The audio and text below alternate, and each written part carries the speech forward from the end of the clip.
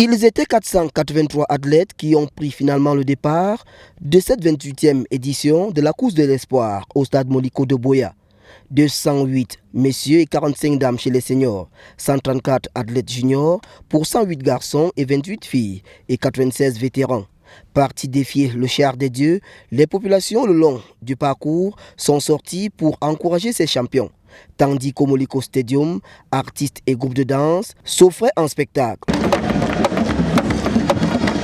Dans la montagne, la compétition était âprement disputée. Seuls les plus endurants, armés de nerfs d'acier, ont bravé cette épreuve difficile. Au bout de 4h40 minutes et 2 secondes, Adamou Issa, pour sa deuxième participation, a franchi de premier le stade Moliko. L'athlète originaire du Nord-Ouest remporte ainsi son premier trophée devant Adamou Bouba et Elvis Nsamaling, vainqueurs en 2022. Chez les dames, Tata Karine, au bout de l'effort, se succède à elle-même avec un chrono de 5h18 minutes 43 secondes pour une 5e couronne après 2018, 2019, 2020 et 2022. Elle a été second départ, Kitan Mildred, vainqueur en 2021, et Adamou Irène, 3e. Nous avons un défi à relever parce que pour battre cette édition, il va falloir travailler dur. Là, déjà depuis la cérémonie d'ouverture, c'était un exploit, un stade plein. On ne l'a jamais vu depuis que j'organise cette compétition.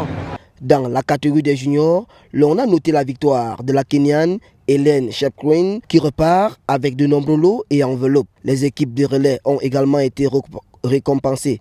Placée sous le haut parrainage du chef de l'État, cette édition marquant le cinquantenaire de l'ascension du Mont Cameroun a été l'occasion d'exprimer la reconnaissance de la nation à tous les anciens vainqueurs. Vous êtes au courant aussi qu'il y a eu un incident qui a généré des blessés.